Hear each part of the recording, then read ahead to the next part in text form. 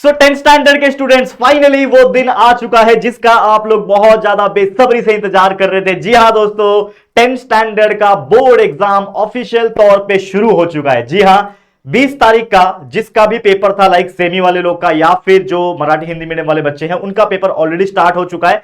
लेकिन जो हमारे इंग्लिश मीडियम के बच्चे हैं जिनका पेपर, पहला पेपर 23 तारीख को मराठी का होने वाला है, उसके लिए आज से यानी 20 फरवरी 2026 से आप लोग की तैयारी आपको शुरू कर देनी है। जैसा कि कुछ पिछले स्ट्रैटेजी वीडियो में हमने बात कही थी कि आपको 20 तारीख, 21 तारीख और 22 तारीख, ये 3 दिन लगातार आपको सिर्फ मराठी के बारे में ही पढ़ना है। मराठी सब्जेक्ट इस 3 दिन में अगर आप अच्छे से पढ़ लेते हो तो सारा टॉपिक कवर हो जाता है और आपके आराम से 80 आउट ऑफ 60 प्लस मार्क्स निकल जाते हैं, बल्कि और अच्छे मार्क्स निकल सकते हैं। तो मैंने भी आपको एक वादा किया था कि इस 3 दिन में मराठी के लिए कंटिन्यूअस आपके लिए काम करूंगा, वीडियोस बनाऊंगा, स्ट्रैटेजीज दूंगा और साथ ही में इंपॉर्टेंट क्वेश्चंस दूंगा, है कि नहीं। तो उसकी शुरुआत हो चुकी है आज के इस वीडियो के साथ, जो कि है एक 10th स्टैंडर्ड के लिए learning strategy for your 2026 board examination. जी हां, एक ऐसा वीडियो जिसमें हम 3 दिन में क्या करने वाले हैं, पूरी प्लानिंग समझाऊंगा।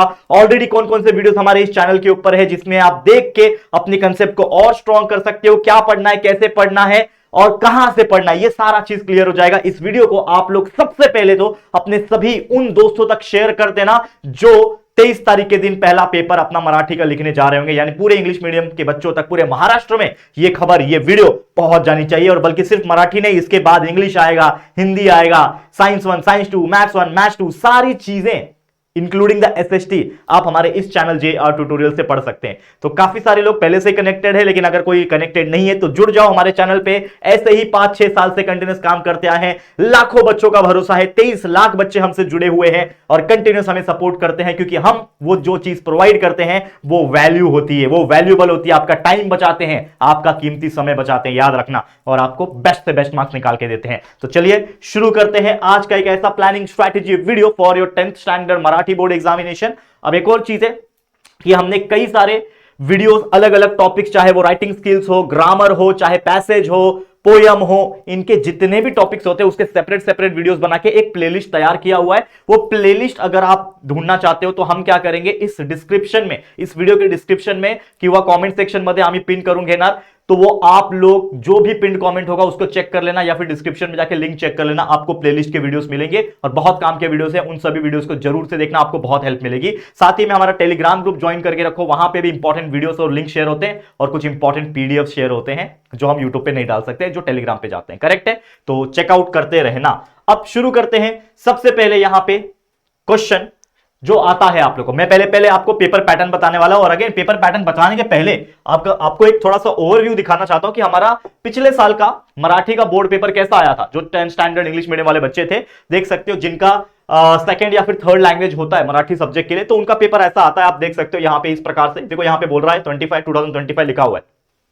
विभाग 1 गद्य होता है जिसमें आकलन कृति वगैरह आता है। तो ये सारी चीज पहले मैं एक्सप्लेन करूंगा। बहुत सारे ऐसे बच्चे होंगे जो ये क्वेश्चन पेपर को देख के नहीं समझ में आएंगे कि है क्या, तो इसको मुझे आप लोगों को प्रॉपर समझाना पड़ेगा, क्योंकि there are so many students who doesn't know about the paper pattern even. तो ये सारी चीज मैं आपको बताऊंगा। तो चलिए सबसे पहले वापस से मैं आपको लेके चलता हूं हमारे व्हाइट बोर्ड के ऊपर, ठीक है। अब पहला क्वेश्चन, हमेशा आप क्वेश्चन पेपर देखो, ये तुमचा मराठीचा पेपर आहे माझ्या हातात, हे बघा 2025 का है, टेंशन मत हो, 26 का नहीं है, ठीक है ना। तो ये 2025 का पेपर है, मैं आपको पूरा चीज इसको बता दूंगा और कोई भी बच्चा ना ये आज का वीडियो देखने के बाद ना उसका टेंशन जो है ना गायब हो जाने वाला है, ठीक है। टेंशन बिल्कुल मत लो, ठीक है। तो पहले ही आप देखोगे, सबसे पहले क्वेश्चन नंबर, प्रश्न क्रमांक 1, ए जो आता है, पहला अ जो आता है वो आता है पठित उतारा, that is nothing but your simple language मैंने लिख रखा है उन बच्चों के लिए जिनको बहुत डीप नहीं समझ में आता है, तो उनके लिए सिंपल लैंग्वेज में लिखा है सीन पैसेज। ये पूरा क्वेश्चन नंबर 1 ए जो होता है वो आपका 18 मार्क्स का आता है, सीन पैसेज आता है। मतलब आपको एक पैसेज दिया रहेगा, ये आप देख पा रहे हो, दिख रहा है आपको, शायद नहीं दिख रहा होगा तो थोड़ा नजदीक लाता हूं। ये एक पैसेज दिया है आपको, एक पैराग्राफ दिया रहेगा अच्छा खासा, और उसके ऊपर बहुत सारे क्वेश्चंस पूछेंगे। तो इसमें जनरल तौर पे अगर आप देखोगे, यहां पे एक क्वेश्चन, इसके अलावा एक और एक, मतलब टोटल यहां पे आप देखोगे टोटल 3 क्वेश्चन आपको पूछे जाते हैं, करेक्ट है। जिसमें पहला है आकलन कृति। अब आकलन कृति का मतलब क्या होता है, सिंपल वे में बताऊं, फ्लो चार्ट्स। जैसे कि आप देखो यहां पे ये फ्लो चार्ट होता है, दिख रहा है आपको, ये क्या दिया है, फ्लो चार्ट, जिसमें आपको कुछ बॉक्सेस बना के रखेंगे और आपको बोलेगा कि पैसेज में से ढूंढो और उस बॉक्स में सुटेबल आंसर फिलअप करो, जो कि आपको पैसेज में से आराम से मिल जाता है, जो 2 मार्क्स का आता है आप लोग। इसके अलावा सेकंड क्वेश्चन भी आपका आकलन कृति होता है, 2 मार्क्स का आता है। और फिर एक तीसरा क्वेश्चन आता है स्वमत, आम्ही काय म्हणतात त्याला स्वमत, की तुमच्या मते लेखा, ठीक आहे ना, लेखकाच्या मनात क्रिकेटचे बीज कसे रुजले असावे ते लिहा, ते इकडे लिहिलं आहे, तो तुमको आपको क्या करना है, आप लोग को इसमें प्रॉपर अचूक संदर्भ विचार स्पष्ट करना है आपके हिसाब से, भाषा शैली है ये, और इसमें कुछ कोड्स वगैरह आप ऐड कर सकते हो जो कि ऑलरेडी मैंने एवरग्रीन टॉपिक्स में बताए हुए हैं। तो अगर आपने एवरग्रीन टॉपिक का वीडियो नहीं देखा जो एक दिन पहले अपलोड हुआ है, वो भी देख लेना, आपको बहुत हेल्प करेगा। तो इसमें अगर मैं बात करूं, देखो मैं आज ये भी बताने वाला हूं कि आप 80 में से कितना स्कोर कर पाओगे। अगर आप एक एवरेज बच्चे हो तो भी, और या फिर टॉपर बच्चे हो तो भी आराम से 60 प्लस मार्क्स कैसे स्कोर कर सकते हो। देखो तो ये कुछ ऐसे क्वेश्चन होते हैं सीन पैसेज के, जो आप इजीली आंसर इस पैसेज में से ढूंढ के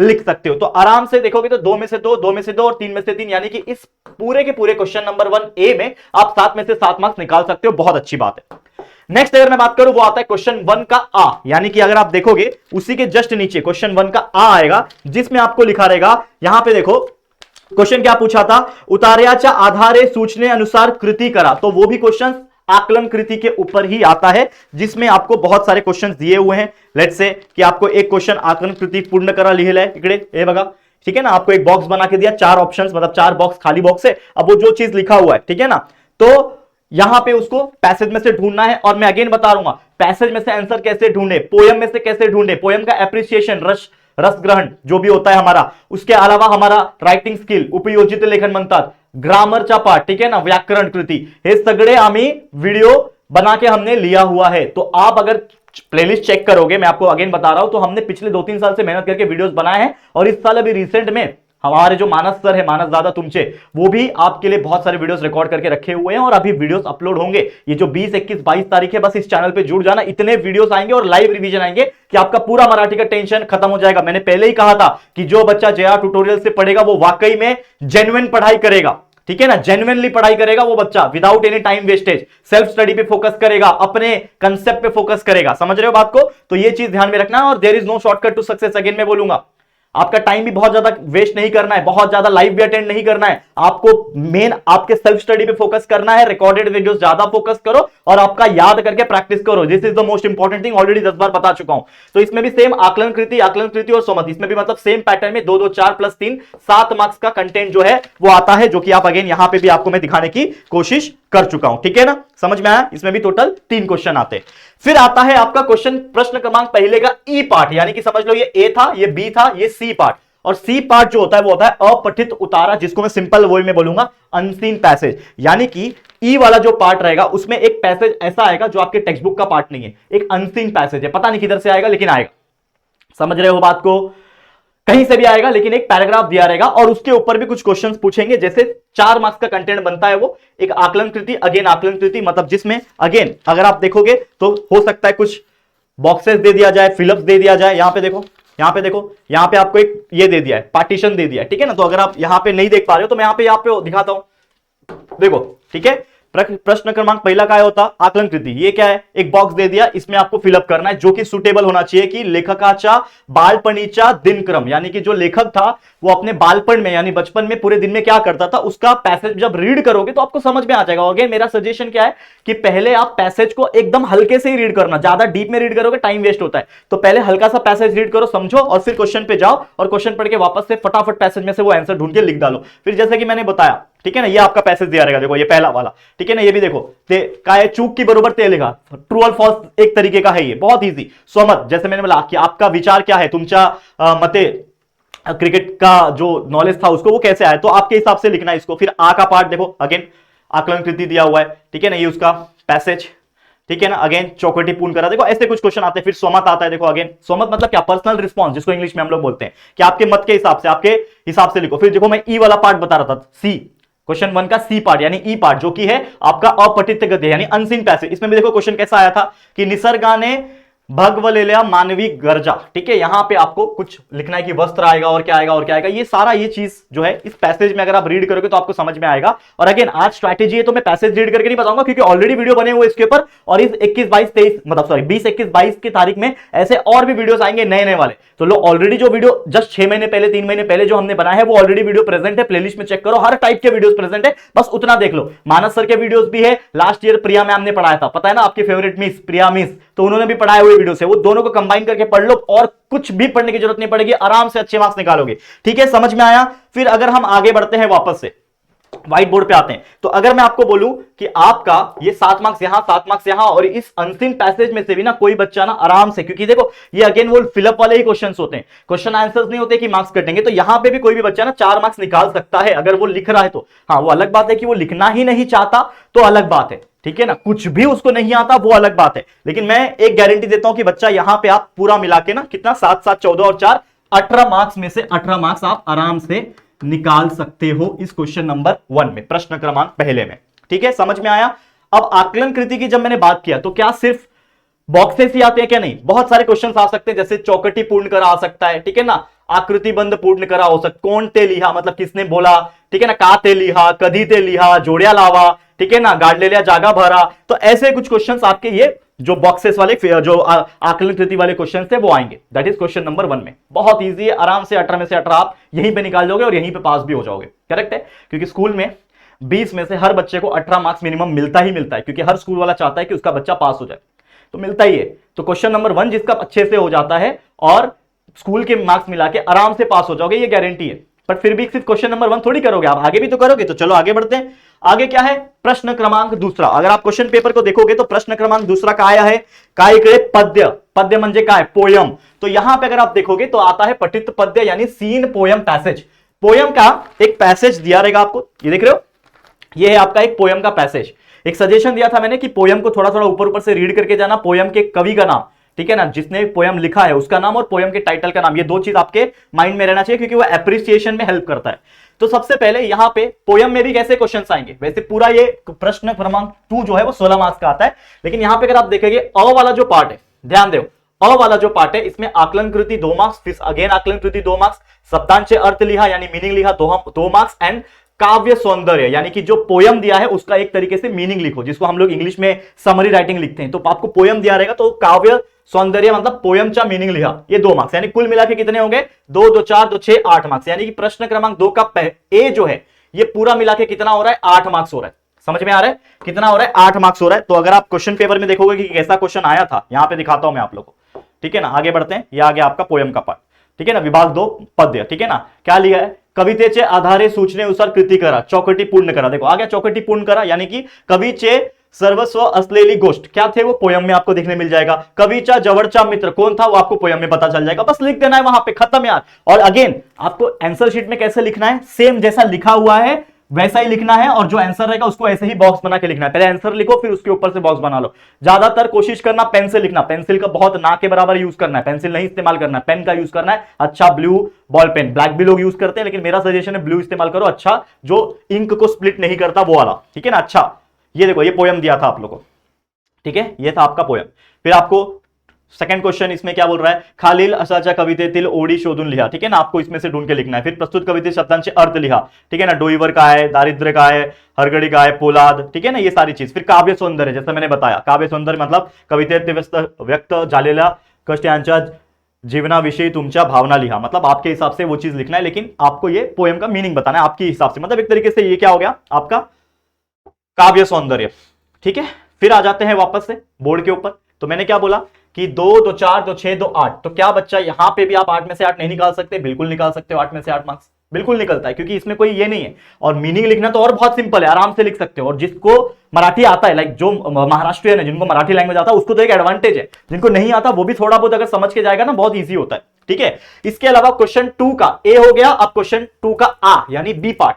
तो पद्य मुद्दे कृति, यानी इसमें क्या आता है क्वेश्चन, अगर आप देखोगे, ठीक है ना, ये आता है आप लोग का इस प्रकार से कि जैसे खालील 2 ने कवितापैकी एक कविते संबंधित दिलेला मुद्द्यानुसार आधारे कृति सोडवा, यानी कि आपको कुछ ऐसा कुछ क्वेश्चंस आएंगे, जैसे यहां पे आपको देखो ये क्वेश्चन आया था, ठीक है ना, मुद्दे दिया है और उसका योगी सर्वकाळ सुखदाता किंवा औक्षण। तो ये चीज आपको आ सकती है, लाइक 1 मार्क्स का 2 क्वेश्चन आएगा, ठीक है, और 2 मार्क्स के 3 क्वेश्चन आएंगे। तो कितने हो जाते बताओ? 1 मार्क्स का 2 क्वेश्चन मतलब 2 मार्क्स, और 3 मार्क्स के 2 क्वेश्चन मतलब यहां पे अगर आप देखोगे तो 8 मार्क्स। तो ये दोनों मिला के 8 मार्क्स के क्वेश्चंस बनते हैं आपके, जो कि अगेन क्या आ सकता है इसमें? पोएट का नाम, जैसे मैंने बोला एग्जांपल आपको बताया था पहले, और टिप्स दिया था कि सारे पोयम के पोएट के नाम याद रख लो, पोयम के नाम याद रख लो। तो पोएट का नाम, पोयम का सब्जेक्ट, उसका मीनिंग, फिर पोयमचा संदेश, वो पोयम क्या बता रहा है, क्यों पसंद आया पोयम, शब्दांचा अर्थ काय, हे सगळे आपको याद करना पड़ेगा। देखो बहुत ईजी तरीके से दिया था, चलो मैं आपको वो दिखा देता हूं, ठीक है ना, कहां गया, ये रहा आपका, बहुत इजी तरीके से दिया था, ये क्वेश्चन आया था, देखो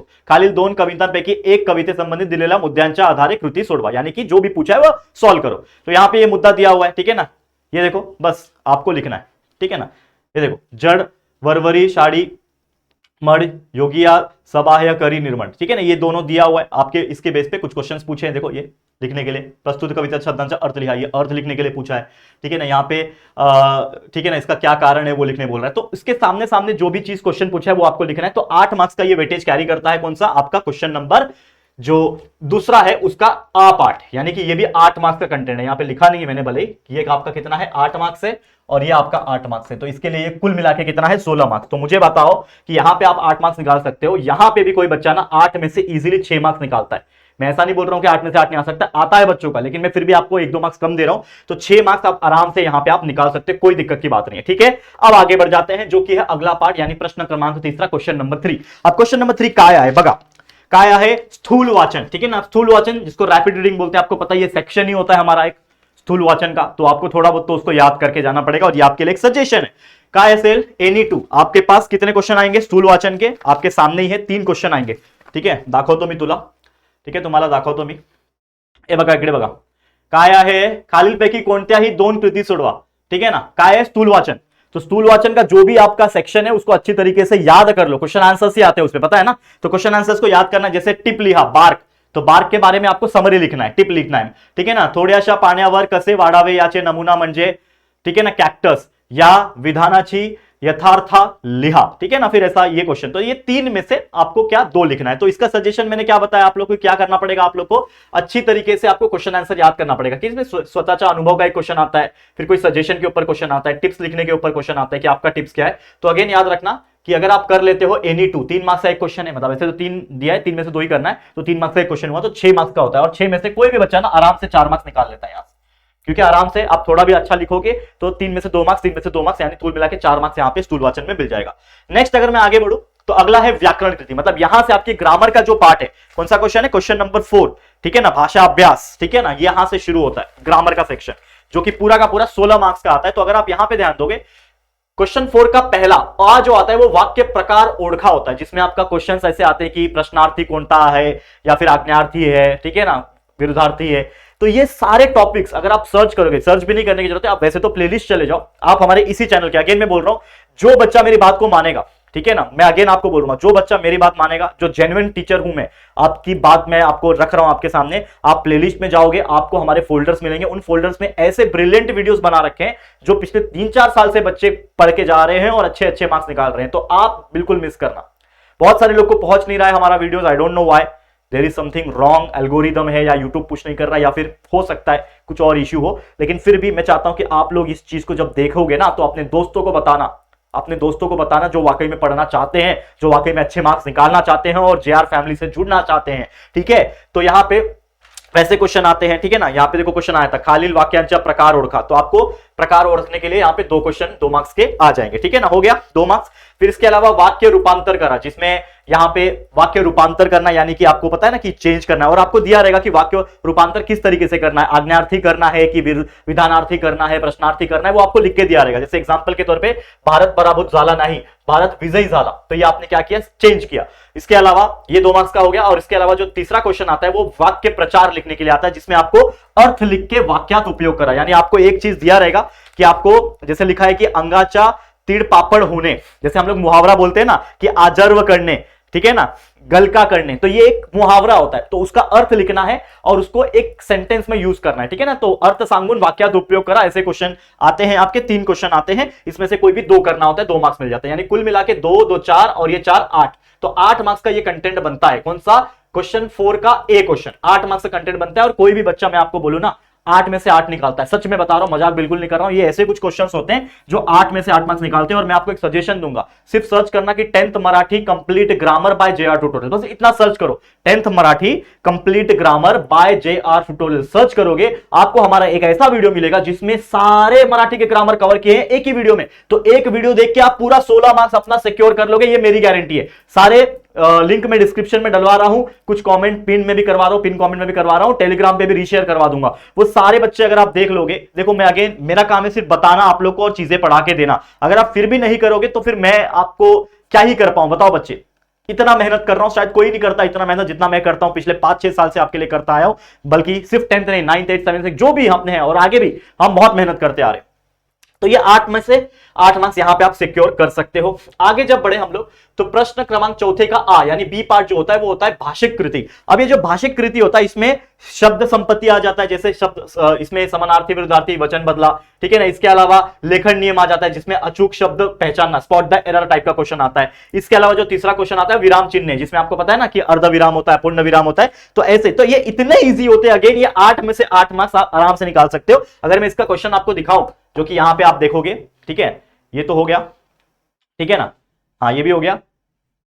देखो ये भाषिक घटकांवर आधारित कृति शब्द संपत्ति हो गया, देखो कितना इजी है। खाली शब्दांचे समानार्थी शब्द लिखा, रस्ता शाळा, कितना इजी है बताओ। खाली शब्दांचे विरुद्धार्थी शब्द, इकडे तिकडे निंदा, ठीक है ना। वचन बदला, शहर गाड़ी, ये देखो कितना इजी क्वेश्चन था। लिंग बदला क्वेश्चन आया था, लेखक घोड़ा, ठीक है ना, समझ में आया, लेखक लेखिका, इस प्रकार के क्वेश्चन आ जाएंगे, ठीक है, समझ में आ रहा है। तो आप खुद देखो बच्चे कितना इजी क्वेश्चन होते हैं ये वाले, इतना इजी क्वेश्चन होते हैं कि मैं क्या ही बताऊं, ठीक है। मेरे को खुद यहां पे पढ़ाते टाइम भी बहुत अच्छा फील हो रहा है, ठीक है ना। फिर लेखन नियम के क्वेश्चन आ जाते हैं, मैंने आपको बताया, ठीक है ना, जिसमें आपको क्या करना है, अगेन अचूक शब्द पहचानने हैं। फिर तीसरा विराम चिन्ह आ जाते हैं जो कि अगेन मैंने आपको बताया हुआ है, ठीक है ना। इसमें आ जाओ वापस से, क्वेश्चन पेपर में दिखाता हूं मैं आप लोगों को। देखो ये तो हो गया लिंग बदला, फिर लेखन अनुसार नियम हो गया, ठीक है ना। इसमें आपको स्पॉट द एरर करना है, फिर विराम चिन्ह की ये कौन सा है चिन्ह है, ये कौन सा चिन्ह है, बस नाम बताना है और कुछ नहीं यार, इतना इजी है कि मैं क्या ही बताऊं। तो इस तरीके से आपका ये क्वेश्चन नंबर 4 कंप्लीट होता है और यहां पे भी आप आराम से 8 में से 8 मार्क्स स्कोर कर सकते हो। बच्चा बहुत अच्छा है यहां पे, करेक्ट, क्लियर है। आगे बढ़े, चलिए अब चलते हैं हम लोग नेक्स्ट जो कि है क्वेश्चन नंबर 5 यानी प्रश्न क्रमांक 5वां, जो कि है आपका राइटिंग स्किल, म्हणजे काय है उपयोजित लेखन। हे बघा राइटिंग स्किल उपयोजित लेखन कितने मार्क्स का आता है, 24 मार्क्स का पूरा आता है ये क्वेश्चन नंबर 5, जिसमें क्वेश्चन 5 का पहला जो रहेगा ए जो रहेगा वो पत्र लेखन किंवा सारांश लेखन। पत्र लेखन लेटर बोलते हैं, सारांश लेखन को समरी राइटिंग बोलते हैं, कोई एक ही करना है, ठीक है, दोनों में से कोई एक करना है। मैंने हमेशा अपने बच्चों को बोला है कि बच्चा लेटर राइटिंग बहुत अच्छी तरीके से पढ़ाया हुआ है, वैसे तो सारांश भी समझाया हुआ है, लेकिन लेटर राइटिंग करोगे बहुत अच्छे से फुल मार्क्स मिल जाते हैं बच्चों को। तो आप प्लेलिस्ट में जाना, उसमें सारे वीडियोस मिल जाएंगे, लेटर राइटिंग के, बातमी राइटिंग, जाहिरात लेखन, ये सारी चीजें मैंने पढ़ाया हुआ है और हमारे सभी टीचर्स ने बिल्कुल बेहतरीन तरीके से अपलोड किया हुआ है, आप देख सकते हो। तो ये 6 मार्क्स का क्वेश्चन है। अगेन कितना अच्छा भी लेटर लिखोगे, 6 में से 6 मार्क्स तो ऐसे नहीं मिलते, बट 6 में से 5 मार्क्स मिल जाएंगे। तो अच्छी तरीके से लिखो, आराम से 5 मार्क्स आपके कहीं नहीं जाएंगे यहाँ पे, ठीक है। तो ये हो गया पत्र लेखन। दूसरा क्या है, जाहिरात लेखन किंवा बातमी लेखन किंवा कथा लेखन, याच्यापैकी 2 लिहायचे ना, हाँ इनमें से सिर्फ 2 लिखना है। कौन से, या तो जाहिरात लिख लो, एडवर्टाइजमेंट जिसको बोलते हैं, या तो बातमी यानी न्यूज राइटिंग लिख लो, या फिर कथा लेखन यानी स्टोरी राइटिंग लिख लो।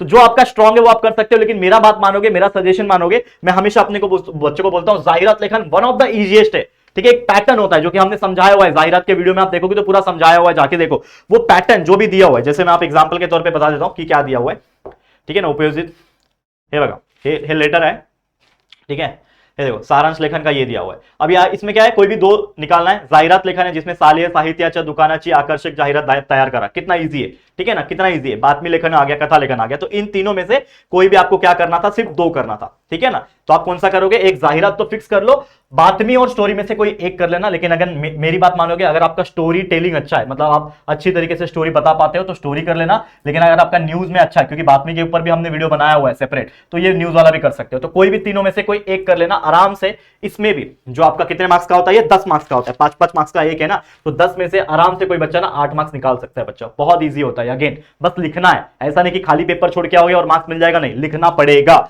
इसके अलावा है आपका क्वेश्चन 5 का ई वाला पार्ट जो कि होता है निबंध लेखन, ठीक है ना, बरोबर आएगा।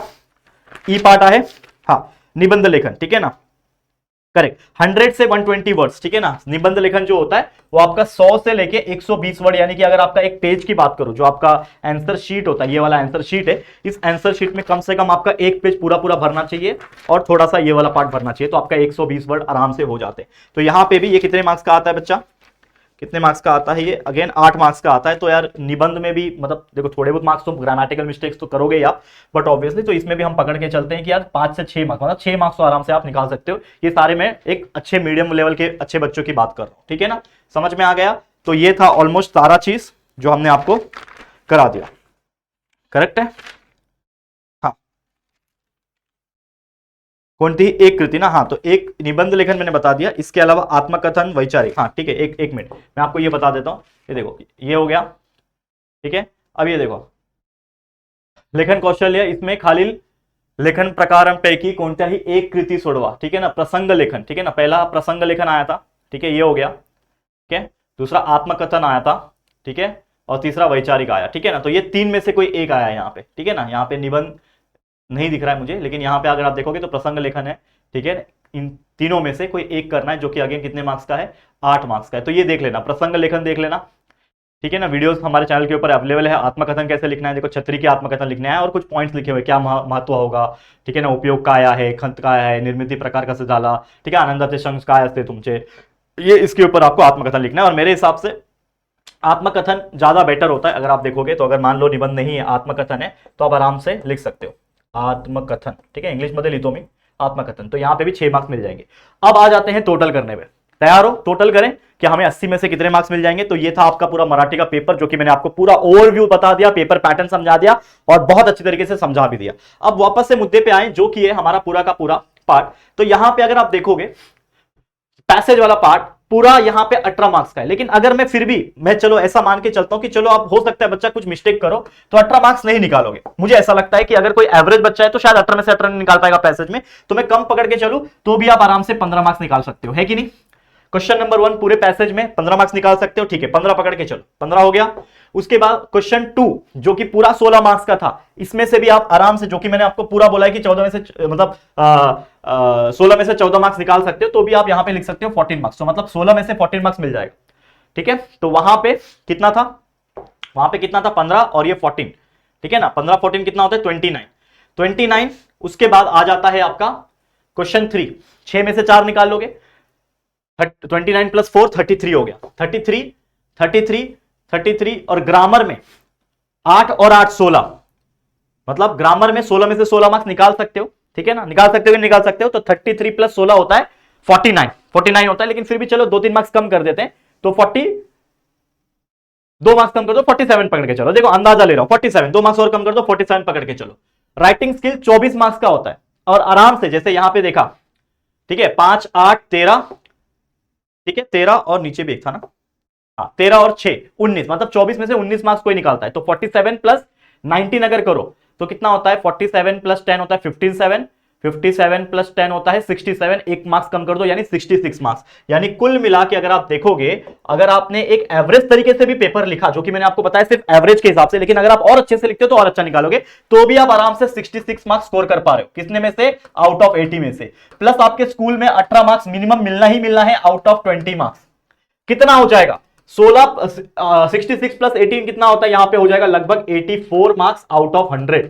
तो अगर आप इसका परसेंटेज निकालोगे, ये 100 गेट्स कैंसल, यानी कि आपको 84% मार्क्स आपको मराठी में मिल जाएंगे। और सोचो बाकी सब्जेक्ट में अगर आप 90 प्लस निकालते हो और ये पेपर आपका अगर बेस्ट ऑफ 5 में निकलता है, तो आप लोगों के 90% आने तय है, ये फिक्स है। तो आपकी बार 90 पार विथ जेआर जो हमने बोला था वो पॉसिबल बिल्कुल है, और ये आपके सामने करके दिखाया, ठीक है। तो प्लेलिस्ट चेक करना है, डिस्क्रिप्शन चेक करना है, लिंक जो भी हमने डाले हुए वीडियोस का वो सारे वीडियोस देख डालो, दोस्तों के साथ शेयर कर डालो और उसको प्रैक्टिस करो। याद करना है, प्रैक्टिस करना है और कुछ नहीं, और सारे दिमाग में डाल के जाना है। टेंशन मत लो, ये 3 दिन मराठी के लिए हम आपके साथ हैं, 20 21 22 लगातार, और इसके आगे भी जब तक आपका पूरा का पूरा ज्योग्राफी पेपर खत्म नहीं होता तब तक हम आपके साथ हैं। तो ऑल द वेरी बेस्ट बोलना चाहूंगा आप सभी बच्चों को मेरी तरफ से, पूरी टीम की तरफ से। ऐसे ही मन लगा के मेहनत करते रहो। आपके राहुल सर, तुमच्या राहुल दादा आणि आमची टीम तुमच्या सोबत आहे, घाबरू नका, टेंशन मत लो, मैं हूं आपके साथ। तो बस प्यार देना बनाए रखो, दिल से दुआ दो, बस यही मैं चाहता हूं, आपका प्यार आशीर्वाद हमेशा हमारे साथ बना रहे।